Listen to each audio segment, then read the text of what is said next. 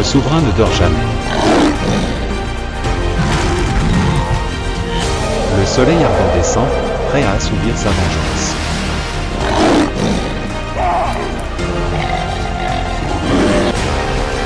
Mais cette fois, la foi surviendra-t-elle au griffes de la mort?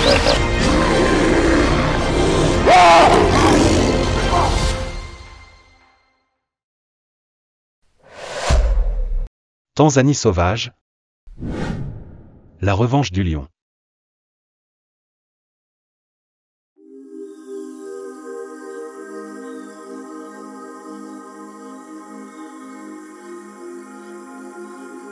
Le cœur sauvage de l'Afrique, où la nature dresse un tableau féroce et majestueux.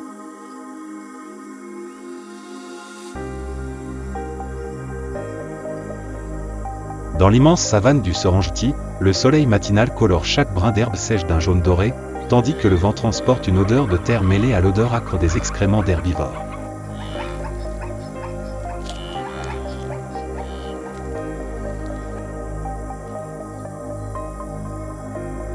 La saison sèche a atteint son apogée, les points d'eau sont taris, les rivières ne sont plus que de la boue craquelée.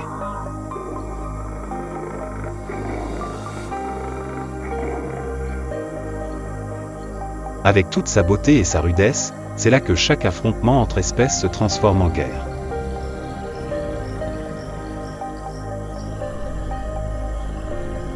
Lion.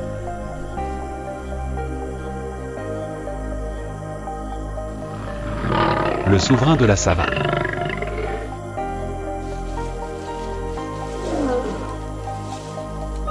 Pesant jusqu'à 250 kg, il possède une force et une cohésion de meute qui rendent tout adversaire méfiant.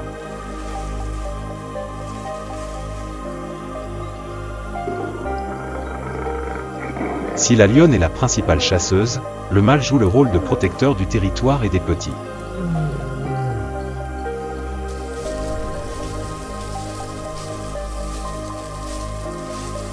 Dans ce monde, même un rugissement est une déclaration de puissance.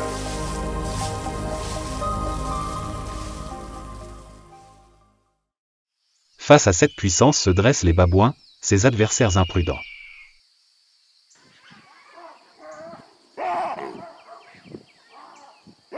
Avec un corps pouvant atteindre 1,2 m de long, une fourrure gris-brun et de longs crocs acérés, les babouins incarnent la ruse et l'agressivité.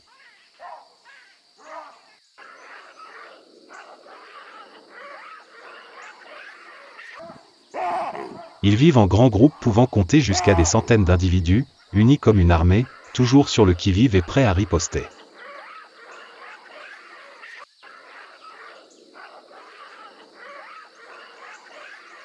Leur capacité à grimper rapidement, associée à une grande coordination, les aide non seulement à survivre, mais aussi à devenir de redoutables adversaires, même face à de grands prédateurs.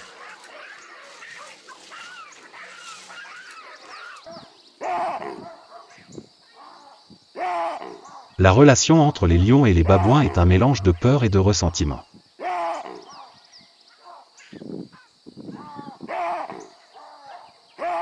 Les lions chassent les babouins dès qu'ils en ont l'occasion, tandis que ces derniers effectuent souvent des raids pour voler de la nourriture ou attaquer les jeunes lions vulnérables.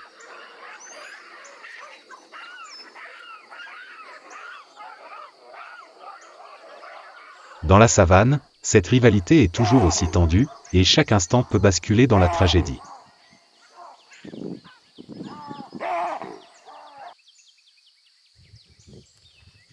Et aujourd'hui, le soleil tanzanien a été témoin d'un tel moment.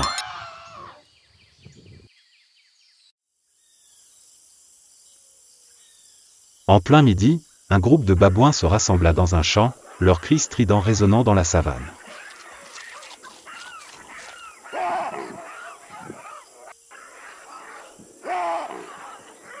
Occupés à se disputer des fruits et à jouer, ils prêtaient peu d'attention aux regards qui les observaient au loin.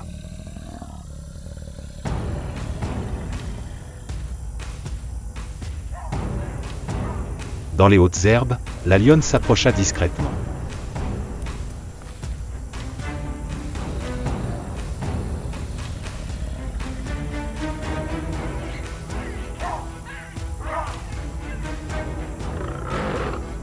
Soudain, une ombre sombre se précipita.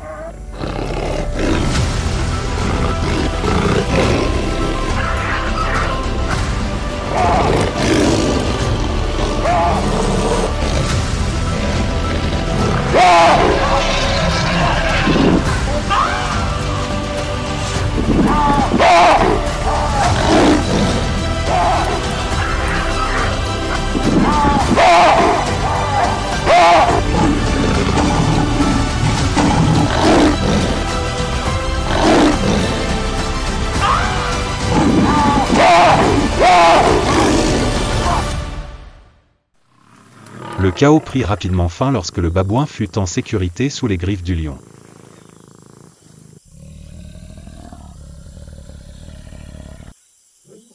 Ce fut une digne récompense pour la patience de la lionne.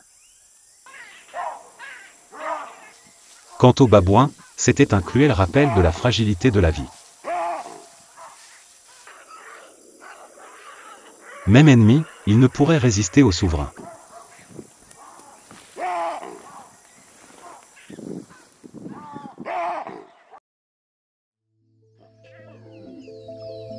Alors que le festin venait de se terminer, le soleil s'inclinait progressivement vers l'ouest, et les lions trouvèrent la paix dans leur cercle rapproché.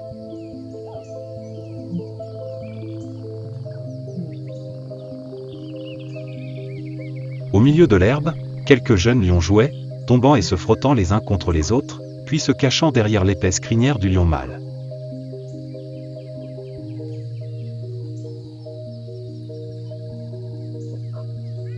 À chaque portée, la lionne donne généralement naissance à 2 à 4 lionceaux, les nourrissant de lait et d'une patience infatigable.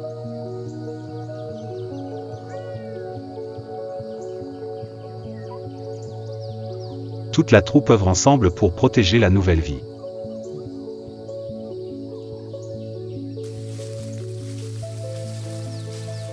Chose rare dans le monde sauvage, la force ne réside pas seulement dans les griffes, mais aussi dans les soins et l'amour maternel.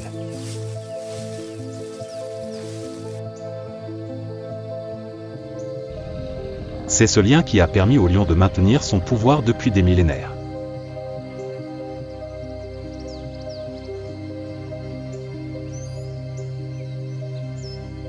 Cependant, la savane ne laisse jamais la paix s'installer.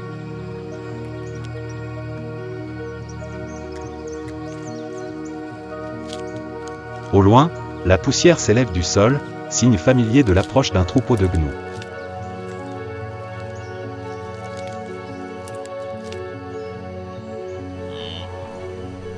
Les gnous, l'âme des plus grandes migrations de la planète.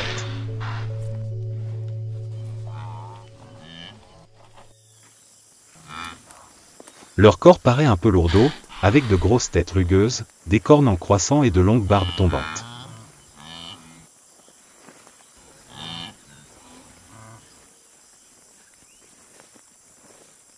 Mais leurs longues pattes et leur endurance musculaire en font de véritables coureurs de fond, capables de parcourir des centaines de kilomètres selon les saisons.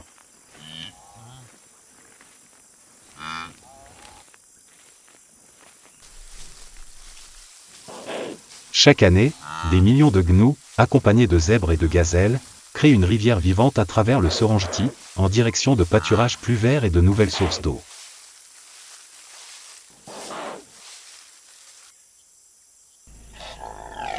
C'est un périple de vie et de mort, ils se reproduisent rapidement, généralement 1 ou 2 petits par an, mais perdent aussi d'innombrables individus au profit des prédateurs et des rivières infestées de crocodiles.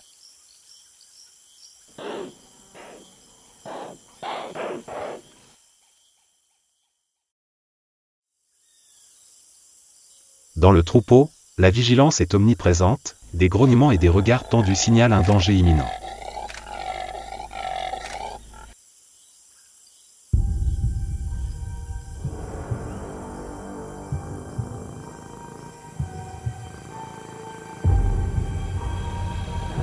La poussière s'élève. Les lions ont fixé leur cible.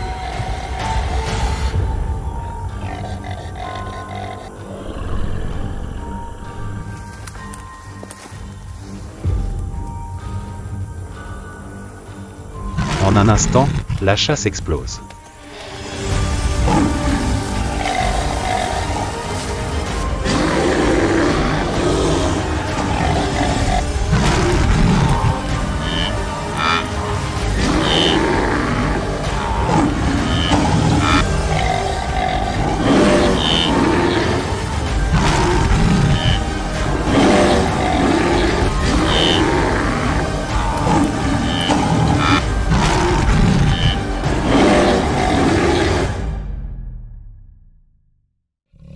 Bien que les cornes ripostent avec acharnement, elles ne peuvent échapper aux griffes de la mort.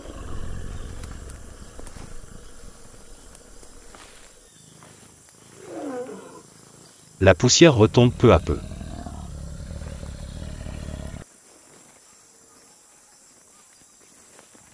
Un festin commence, vivifiant le troupeau.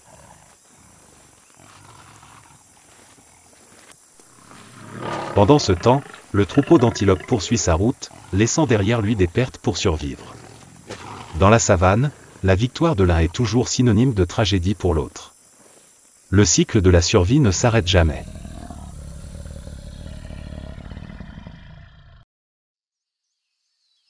Les ombres du soir tombent peu à peu, l'air devient lourd, mais c'est le moment pour les opportunistes notoires de la savane de chasser pour se nourrir.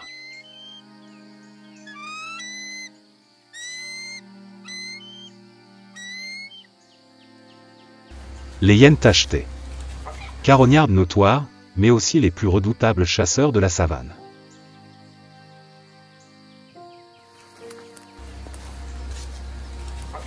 Dotées d'un corps robuste, mesurant jusqu'à 80 cm de haut et de mâchoires assez puissantes pour broyer les os d'éléphants, elles vivent en troupeaux organisés, comptant jusqu'à plusieurs dizaines d'individus.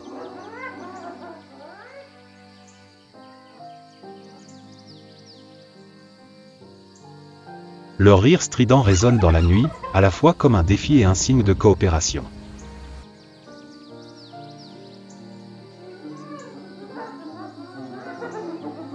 Les hyènes ne ciblent pas seulement les carcasses abandonnées, mais plus de la moitié de leurs rations proviennent de la chasse active, avec des tactiques de siège et une persistance dont même les plus grandes espèces se méfient.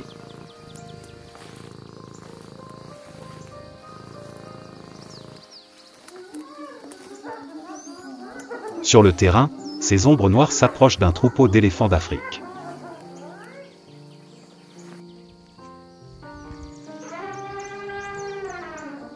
Doux géants de la savane.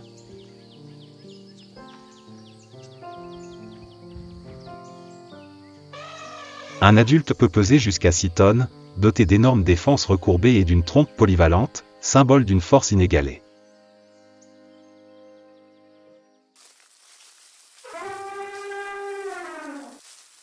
Elle se déplace en troupeau, étroitement unie sous la conduite de l'éléphant matriarcal.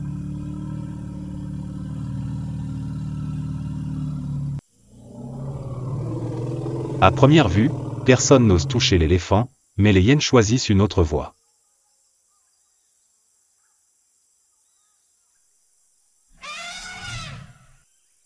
Elles visent directement un jeune éléphanteau du troupeau. Le prédateur ferme le cercle.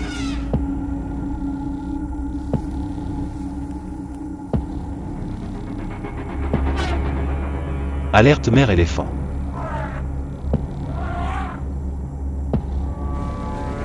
En une fraction de seconde, le tir à la corde éclata.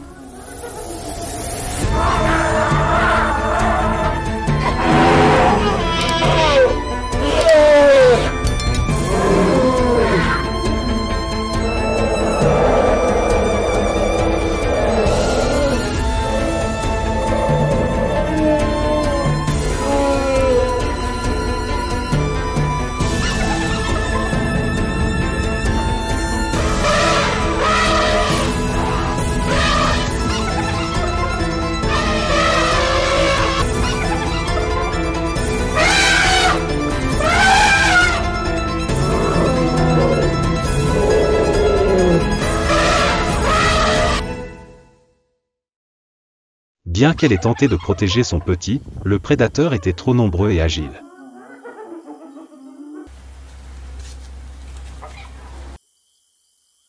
Le petit tomba.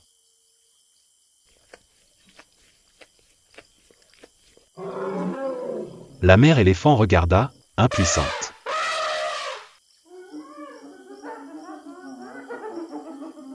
En un instant, la savane fut témoin de la dure réalité. Aucune force ne suffisait à protéger chaque jeune.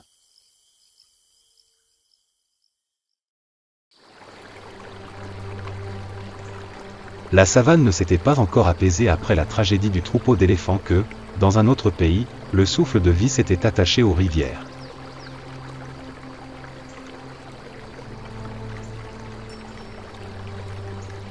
La surface calme de l'eau semblait paisible, mais en dessous régnait un monde empli de tensions.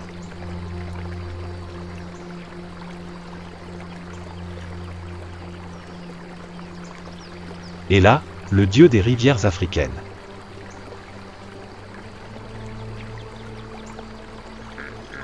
Hippopotame.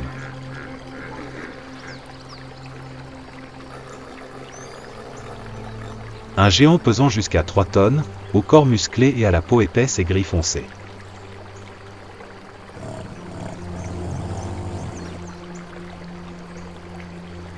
Sa gueule pouvait s'ouvrir jusqu'à 150 degrés, suffisamment pour tuer tout intrus.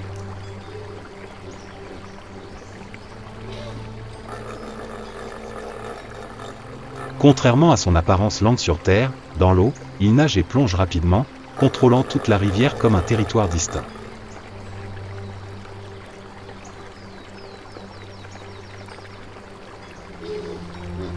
Ils vivent en troupeau, dominés par un mâle.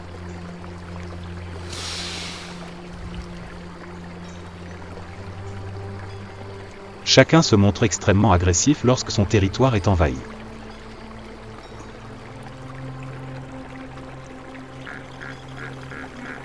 L'équilibre n'est maintenu que par la loi tacite de la force.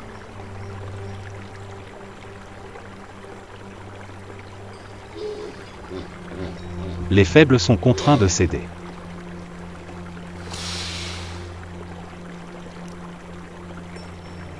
Pendant la saison sèche, lorsque la rivière se rétrécit, la tension au sein du troupeau augmente.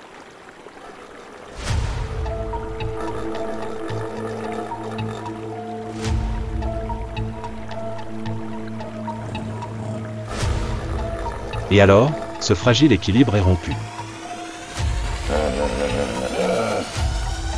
Deux masses musculaires se précipitent l'une contre l'autre.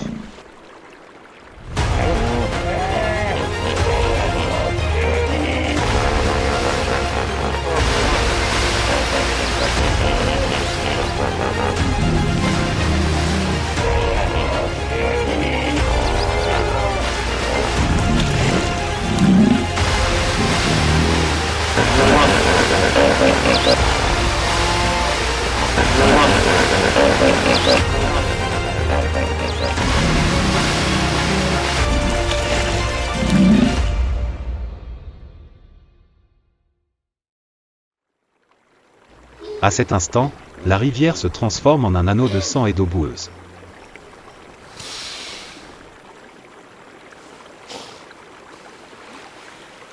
Le vainqueur conserve le trône, le perdant est contraint de partir, abandonnant son territoire.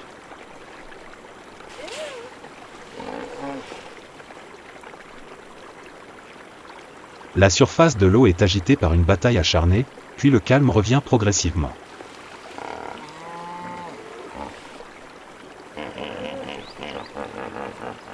Mais derrière cette férocité se cache une autre facette de la vie. Le maintien de l'espèce. Pendant les jours de montée des eaux, les hippopotames entrent en période de reproduction.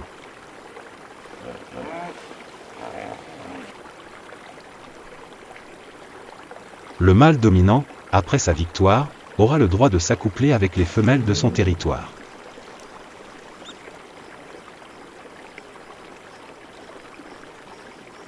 Une nouvelle vie commence dans ces eaux boueuses.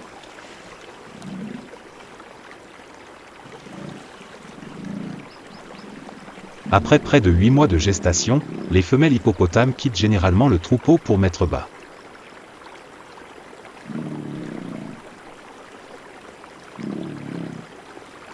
Les petits naissent sous l'eau, pesant environ 30 à 40 kg, et sont immédiatement poussés à la surface par leur mère pour respirer.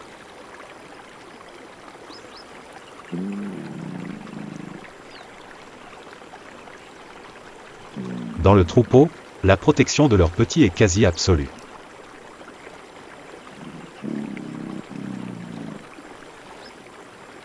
Les mères s'unissent souvent pour former un cercle vivant afin de les protéger des crocodiles ou des lions aux intentions téméraires.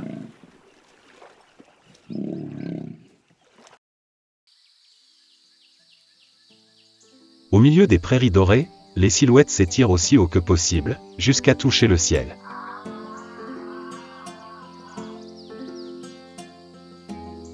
Les girafes, les plus grands animaux de la planète.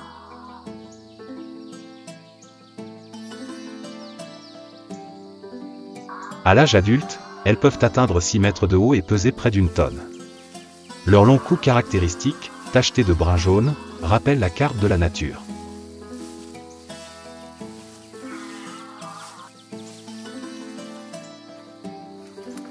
Leurs longues pattes fines leur permettent non seulement de marcher avec grâce, mais aussi de donner des coups de pied à un lion.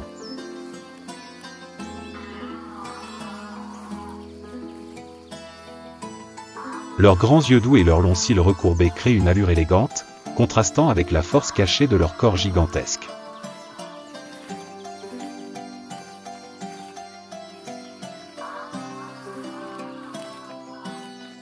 Les girafes se rassemblent souvent autour des acacias, où leur taille exceptionnelle leur permet de cueillir exclusivement les jeunes feuilles avec leur langue violette de 45 cm de long, évitant habilement les épines acérées.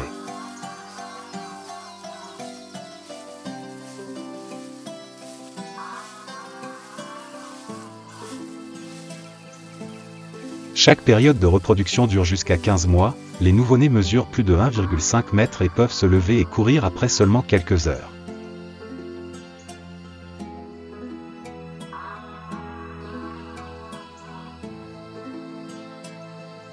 C'est un instinct de survie dans les prairies ouvertes.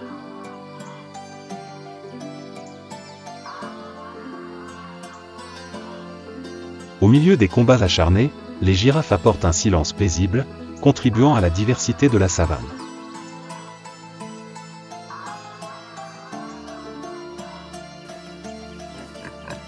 Outre les girafes, il existe un résident humble mais non moins exceptionnel, le phacochère.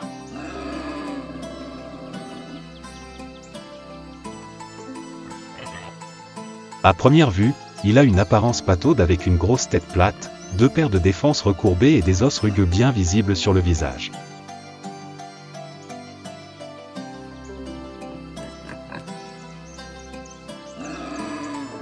C'est d'ailleurs ce qui lui vaut son nom de boss.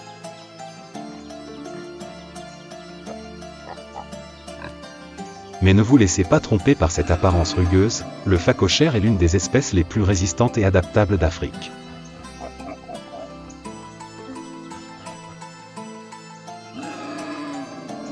Il peut atteindre 1,5 m de long et peser en moyenne entre 60 et 100 kg.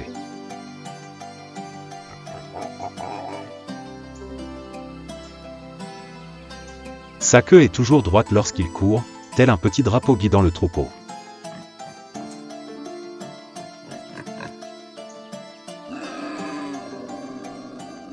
Ses pattes courtes mais puissantes lui permettent d'accélérer jusqu'à près de 50 km/h pour s'échapper.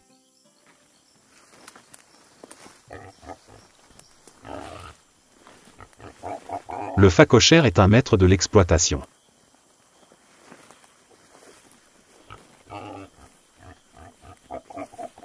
Au lieu de creuser de nouveaux terriers, il réoccupe souvent les terriers abandonnés de porc-épic ou de ratels, et lorsqu'il y pénètre, il tourne toujours la tête, prêt à utiliser ses crocs pour riposter.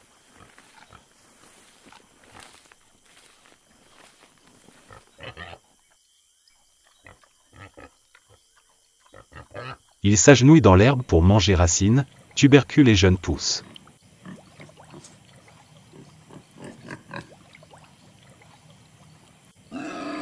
Ce comportement est unique grâce à la solidité de leurs genoux.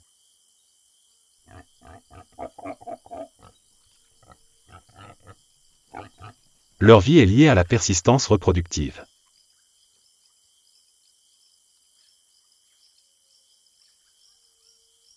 Les femelles phacochères peuvent donner naissance à 2 à 6 petits par portée, qui apprennent rapidement à courir après leur mère après seulement quelques semaines.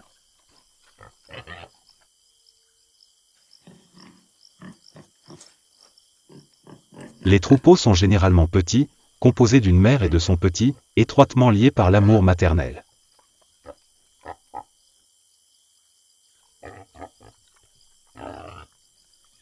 Bien qu'ils deviennent souvent la proie des lions, des léopards ou des hyènes, grâce à leur capacité de reproduction rapide et à leur grande vigilance, les populations de phacochères restent stables dans toute la savane.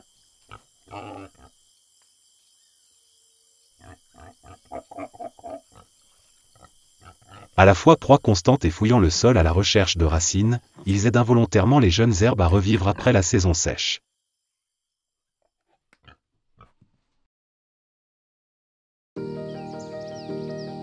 Tanzanie, le cycle sans fin de la vie et de la mort.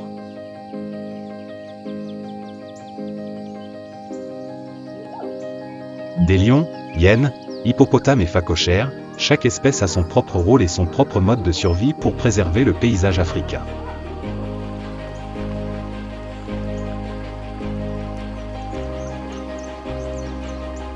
Ici, personne n'est superflu et aucune espèce n'est véritablement à l'abri.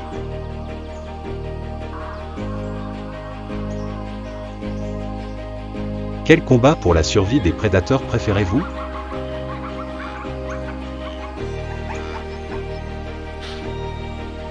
Laissez-nous vos commentaires.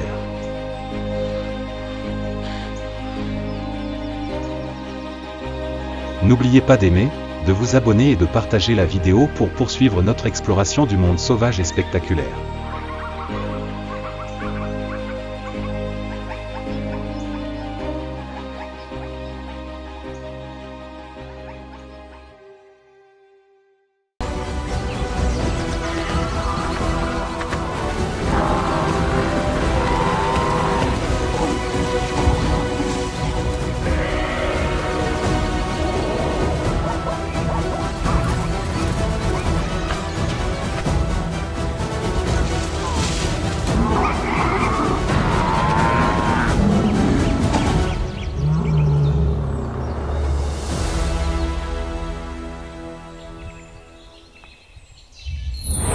Namibie sauvage, symphonie d'une vie fragile.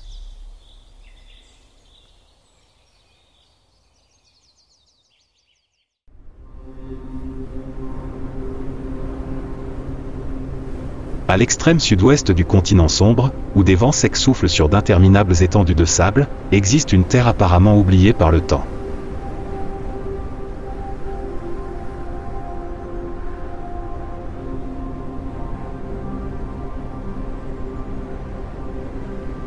La Namibie, une terre à la fois rude et douce, où la chaleur torride du jour ne peut masquer la tranquillité de la vie.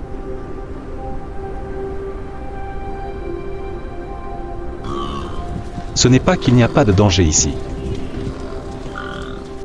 Mais la vie ici ne crie pas, ne se bat pas.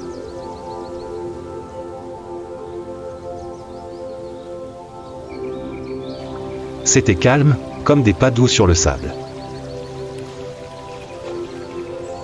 Et les herbivores, les créatures les plus douces, sont les âmes les plus résilientes de cette terre sauvage.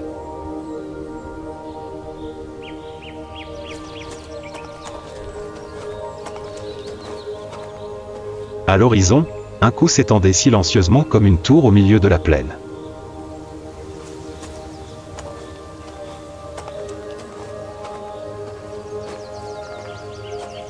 La girafe, la créature la plus noble de la savane, n'a besoin ni de rugissement, ni de vitesse, seulement de hauteur et de calme pour contempler le monde.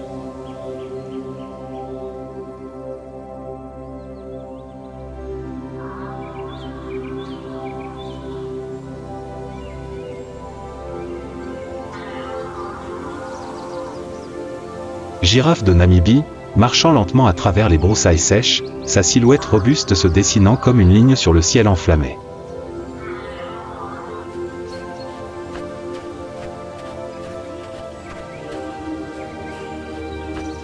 Mesurant jusqu'à 5 mètres et demi de haut, il peut observer une plaine entière sans bouger.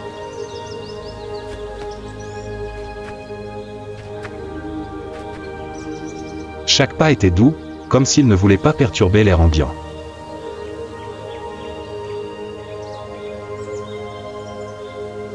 Le pelage tacheté de brun foncé et de jaune clair n'est pas seulement un camouflage naturel entre la lumière et l'ombre, mais aussi une carte génétique unique, aucun individu ne se ressemble.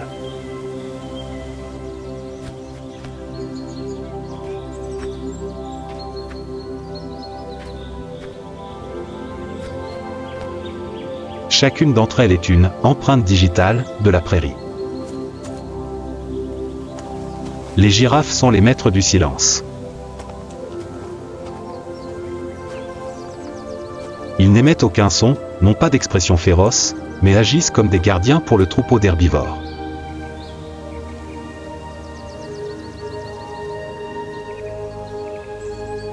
Lorsque les oreilles se contractèrent légèrement, la tête se leva, les yeux fixés au loin, toute la steppe devint silencieuse.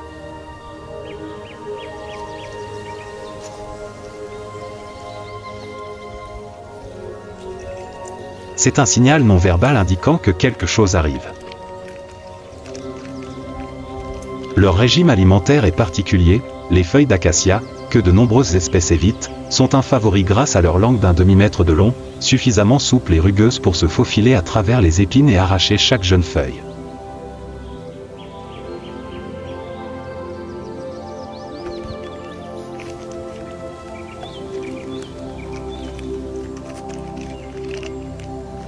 Les longs coups, résultat de millions d'années d'évolution, ont évolué non seulement pour grandir, mais aussi pour survivre à mesure que les sources de nourriture se stratifiaient dans l'écosystème.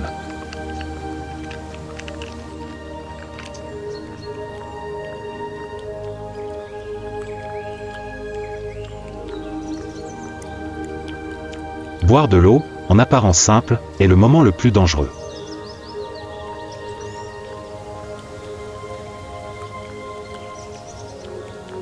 Pour se pencher vers le sol, le cerf doit écarter ses pattes avant, abaissant sa tête à travers la peau remplie de pression sanguine.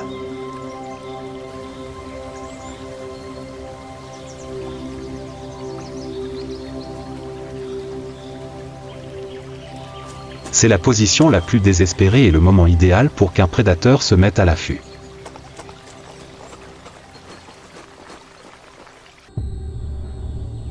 Lorsque la saison des pluies arrive, les arbres fleurissent et s'épanouissent.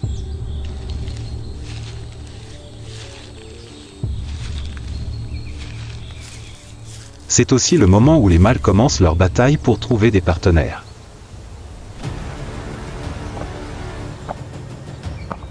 Ils ne se grattent pas et ne se poursuivent pas, ils se frappent simplement le cou. Un coup plus grand, plus lourd et plus fort est souvent un avantage pour obtenir des droits de reproduction.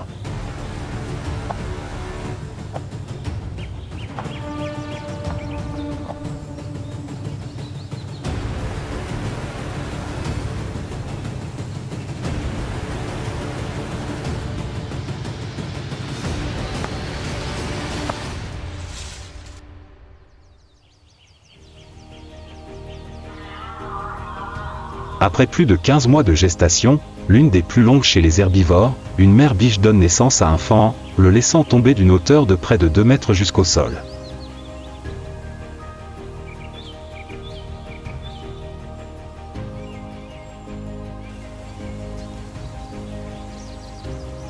La première chute dans la vie est aussi la première épreuve de la vie.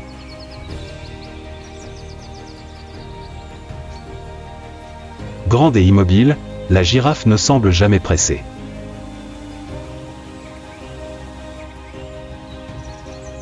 Mais c'est cette constance qui les a portés à travers des millions d'années de changements, comme une note tranquille dans la musique vitale de la steppe.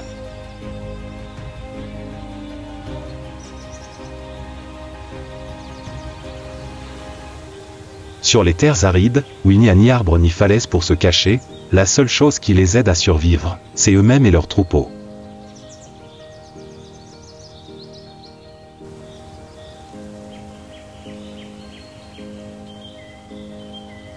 Les zèbres, les rayures mobiles de la savane, sont des symboles vivants d'ordre dans un monde chaotique.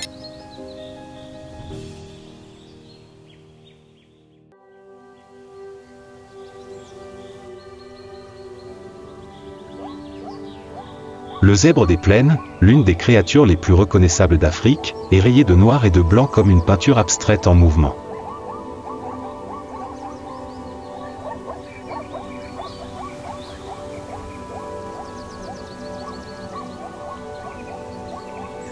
Chaque individu est un modèle unique de la nature, aucun zèbre ne possède de rayures identiques.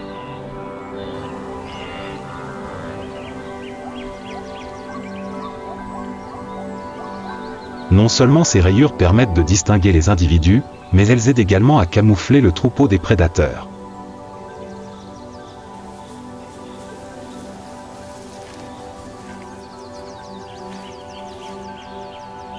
Lorsqu'ils se déplacent en groupe, les rayures entrelacées créent une illusion d'optique qui perturbe la capacité du lion ou de la hyène à localiser sa cible.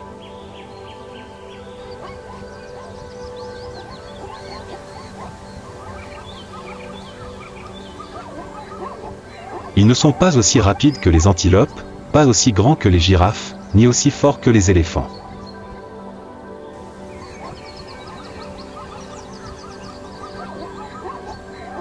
Mais ils ont quelque chose que beaucoup d'espèces n'ont pas, la discipline et l'unité.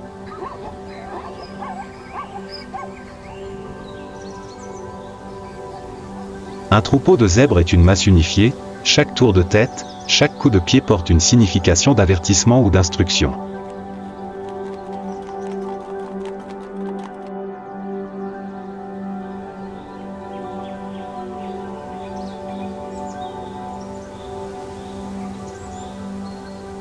La reproduction a lieu toute l'année, mais elle est généralement concentrée au début de la saison des pluies, lorsque la nourriture est plus abondante et que les jeunes ont de meilleures chances de survie.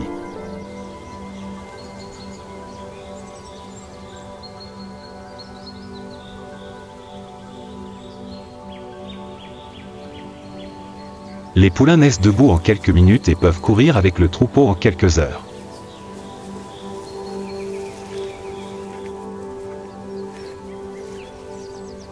Car dans cette steppe, les faibles n'ont pas beaucoup de temps pour apprendre à survivre.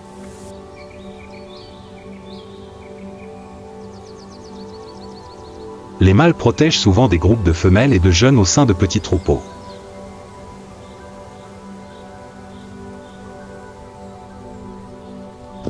Ils sont prêts à lancer des coups de pied féroces pour riposter contre les ennemis.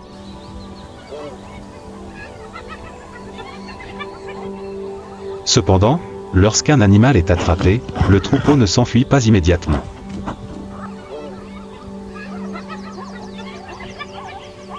Ils tournèrent la tête pour regarder en arrière, comme un adieu silencieux, avant de continuer leur voyage.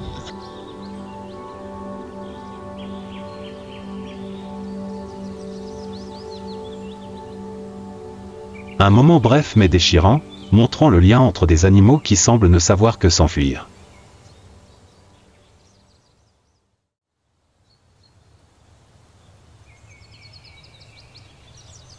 Mais tous les dangers ne viennent pas de l'extérieur. Lorsqu'un nouveau mâle acquiert la domination, il apporte avec lui un instinct silencieux mais cruel, éliminer la progéniture qui n'est pas liée par le sang.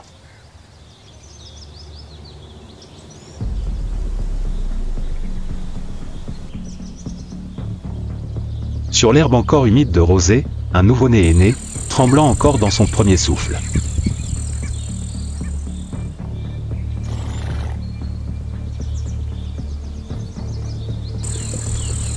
Sa mère se tenait à proximité, léchant la douce fourrure jusqu'à la sécher, la recouvrant de tout son corps.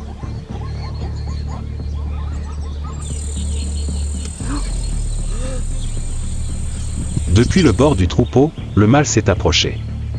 Aucune hésitation. Il sait que ce bébé n'est pas le sien. Il attaque les jeunes. La mère ne resta pas immobile, elle se débattit farouchement. Mais face au pouvoir du dirigeant, l'amour maternel ne suffit qu'à retarder la tragédie, et non à l'empêcher de se produire.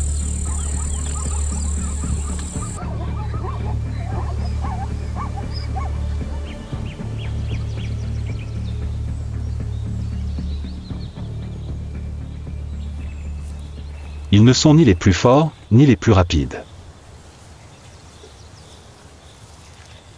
Mais les zèbres, avec leur attachement silencieux et leur instinct de défense collective, témoignent d'une vérité naturelle. Dans un monde hostile, la survie n'est pas seulement une question de force, mais aussi l'art de l'unité.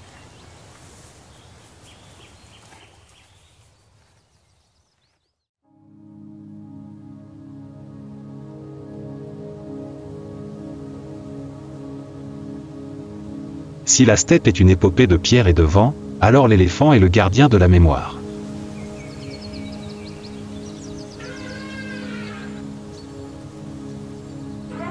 Aucune autre espèce ne se souvient des anciens sentiers, des anciens points d'eau ou des anciennes aires d'alimentation comme eux.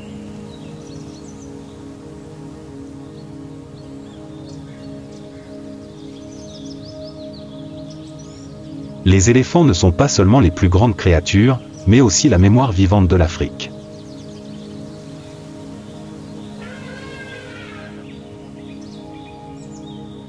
Les éléphants d'Afrique sont les plus grands animaux terrestres du monde, mais en Namibie, ils prennent une forme différente.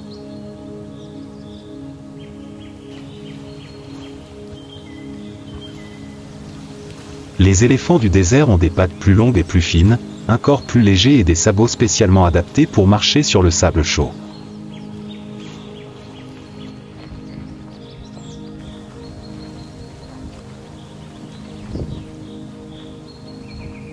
Ils sont des exemples vivants de la capacité d'adaptation résiliente de la vie dans des environnements difficiles.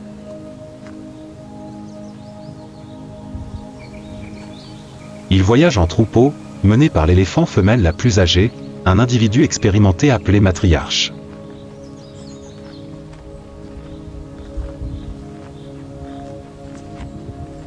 Sans carte, sans panneau, elle se souvenait clairement de chaque ruisseau qui s'était asséché, de chaque terre qui avait été trempée, de chaque arbre qui avait poussé après la pluie.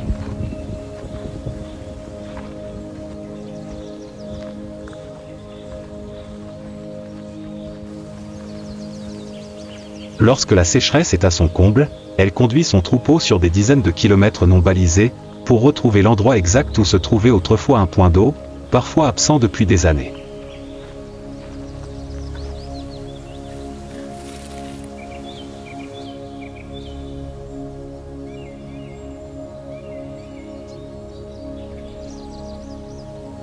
Leurs trompes sont des outils polyvalents, elles sentent, touchent, creusent, tirent, arrosent et même apaisent.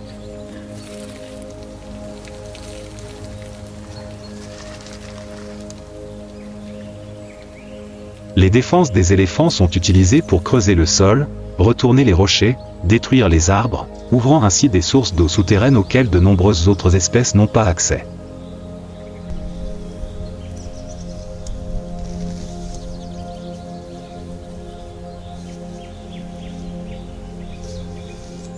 Invisiblement, ils deviennent des « ingénieurs écologiques », régénérant le flux de la vie sur des terres stériles.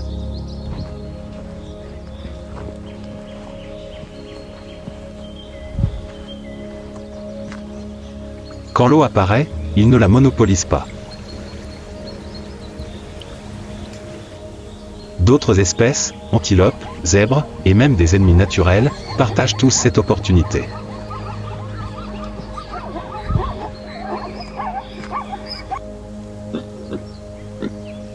Parce que les éléphants savent que là où il y a de la vie, il y a de l'espoir.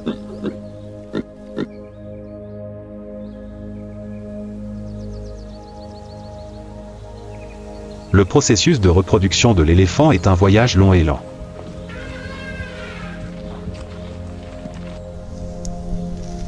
La gestation dure jusqu'à 22 mois, la plus longue du monde des mammifères.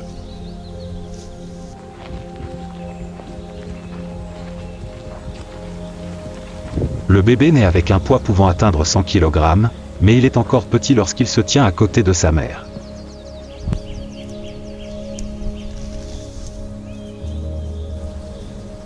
La mère éléphant, ainsi que tout le troupeau, protège son bébé comme un bien précieux, car chaque nouveau-né est une lueur d'espoir dans le désert sec et dangereux.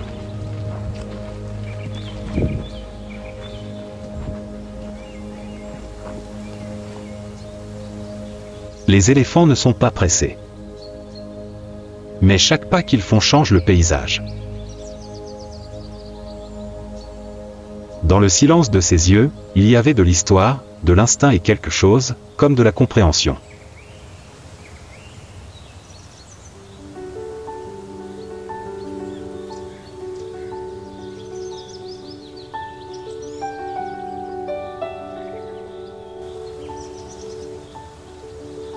Parmi les géants de la savane, éléphants, girafes, zèbres, il existe une petite créature apparemment fragile.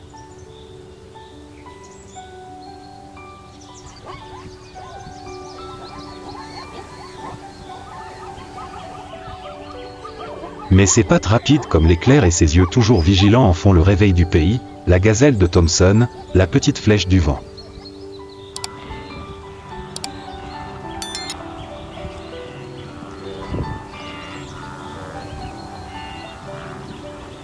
La gazelle de Thomson, l'un des plus petits herbivores des prairies namibiennes, a un corps mince et musclé et des cornes légèrement courbées et pointues qui ressemblent à un vent glissant.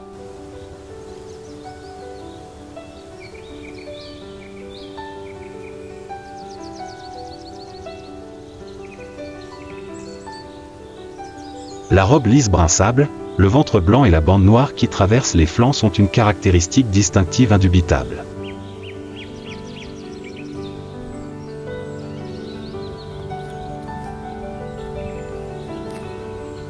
Ils vivent en petits troupeaux mobiles et restent rarement immobiles.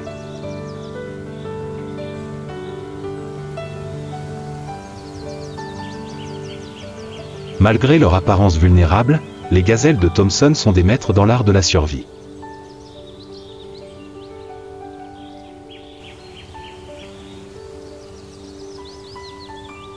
Non pas par la force, mais par la vitesse et les réflexes.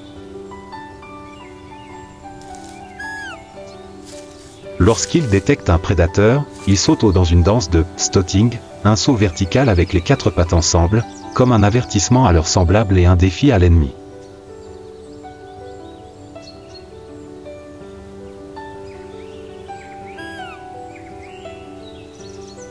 C'est cette hypervigilance qui fait d'eux le « système d'alerte précoce » de toute la steppe.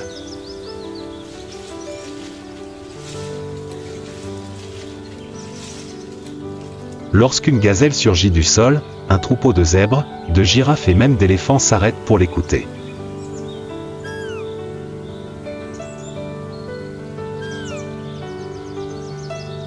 Un petit signal peut sauver tout le troupeau d'une attaque surprise lors d'une tempête de poussière.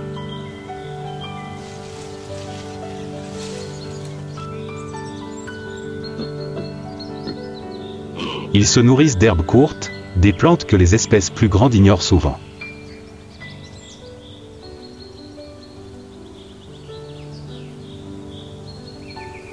Cela leur permet de ne pas rivaliser directement pour la nourriture, mais de vivre en harmonie en tant que couche écologique distincte au pied des géants.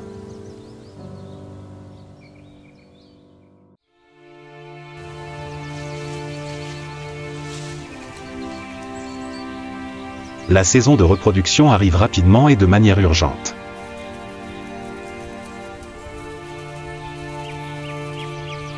Les antilopes femelles se retirent souvent dans les buissons pour donner naissance.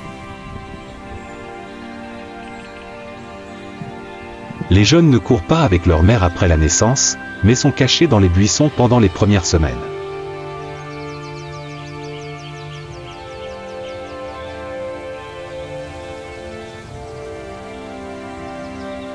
Une seule fois par jour, la mère revient téter, puis repart, pour éviter d'attirer les prédateurs.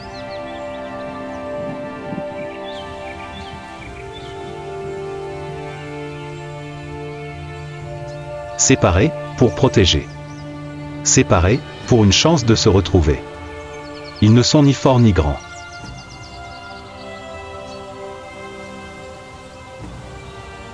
Mais l'agilité et une forte volonté de vivre ont permis aux gazelles de Thomson de survivre à chaque saison sèche, à chaque chasse, comme de minuscules flèches constamment lancées par le vent.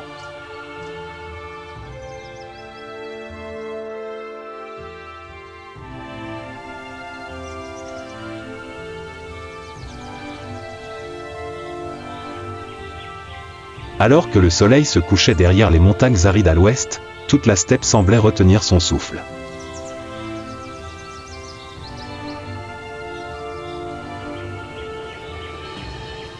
Non pas à cause de la beauté du coucher de soleil, mais parce que c'est l'heure la plus dangereuse de la journée.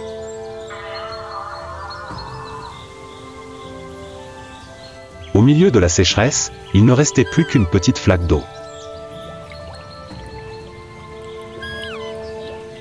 Et c'est là qu'ils devaient tous aller.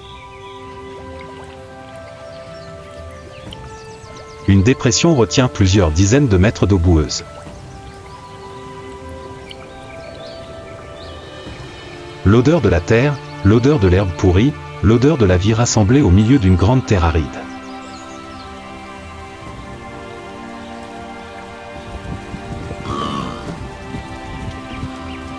Et puis, chaque espèce est apparue, sans rendez-vous préalable.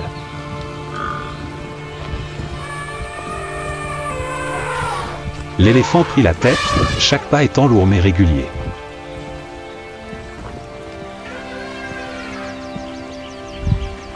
Une éléphante menait le troupeau, ses oreilles battant comme des voiles, ses vieux yeux se balançant autour d'elle.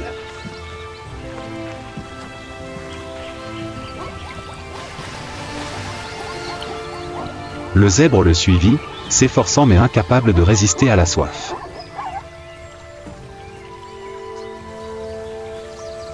Les gazelles de Thompson se profilaient au bord, se balançant et buvant.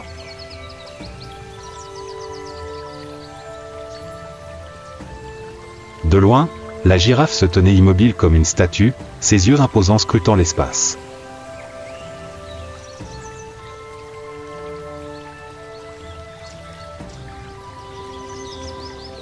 À ce moment-là, les gentils gens, qui ne se tenaient jamais proches les uns des autres, partageaient tranquillement un ciel, une surface d'eau et un danger.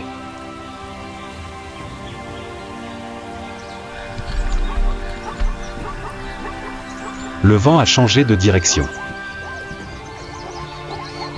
Plusieurs zèbres ont levé la tête. Antilope qui remue les oreilles. Le vieil éléphant s'arrêta, les yeux grands ouverts.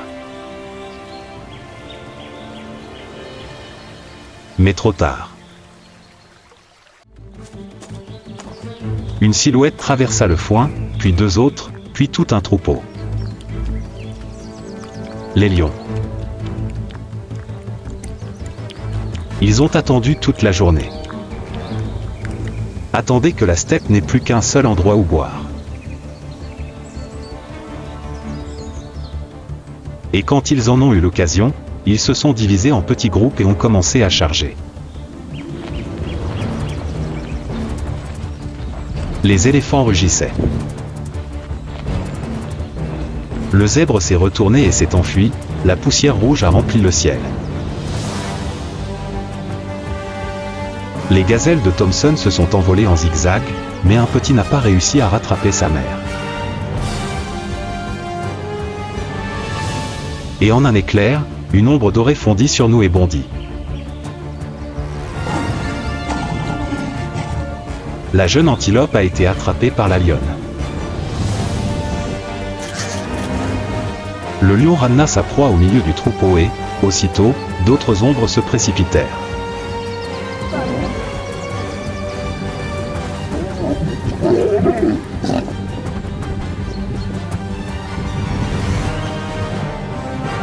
Ils arrachent.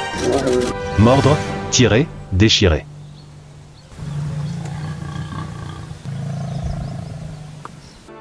Un groupe de lions suivait silencieusement une girafe vieille et faible. Ils traquent chaque pas.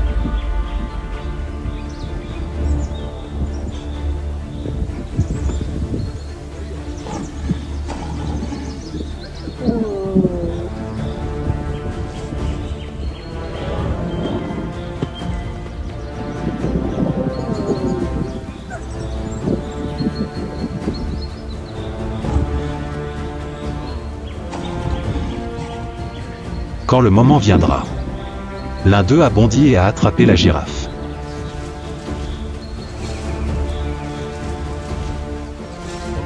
La girafe a perdu l'équilibre et est tombée lourdement.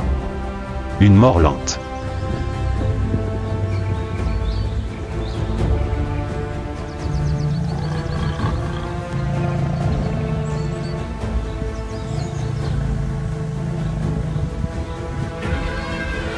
Non loin de là, un bébé éléphant marchait derrière sa mère.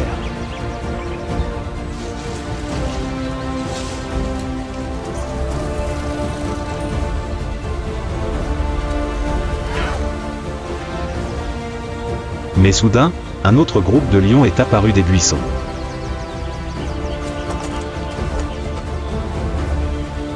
Ils ont encerclé.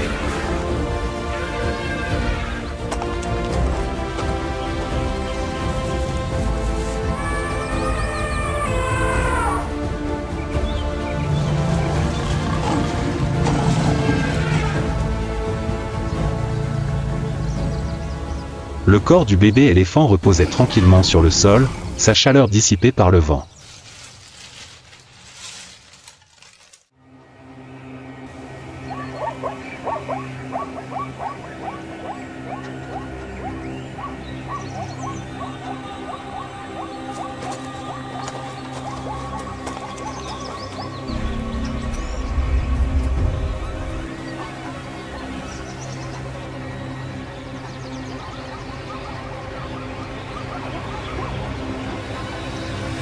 Dans une autre clairière, un jeune zèbre a partagé le même sort, incapable d'échapper à l'encerclement.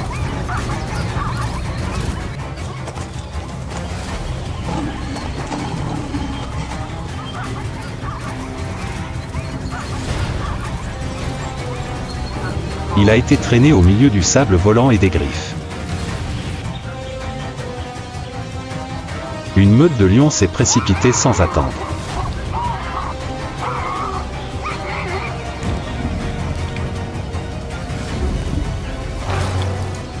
Fourrure tachée de sang, corps plié sous les morsures cruelles.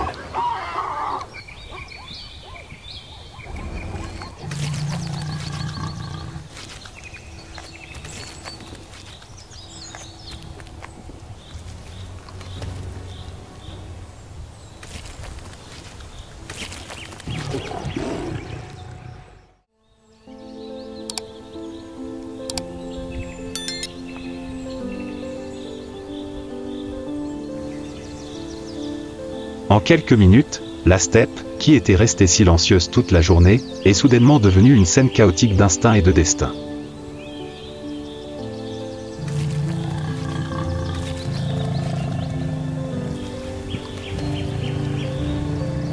Pas de haine, pas de culpabilité. Il s'agit simplement de la fin d'une espèce et du prix de la survie d'une autre.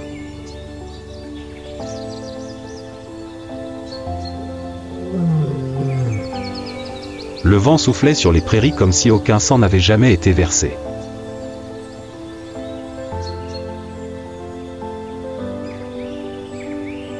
Les survivants se retirèrent dans l'obscurité aussi silencieusement qu'ils étaient venus.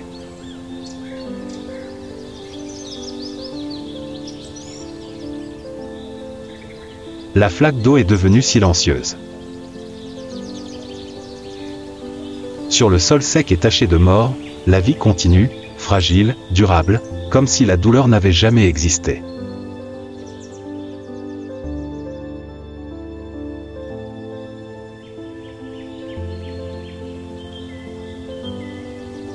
En Namibie, la vie est calme.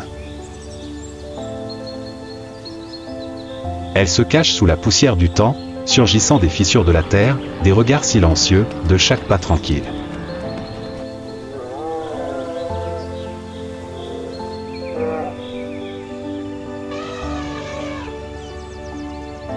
Et au milieu de ce désert apparemment silencieux, les 12 gens continuent leur voyage, avec un courage muet, mais aussi constant que le vent et le sable de cet endroit.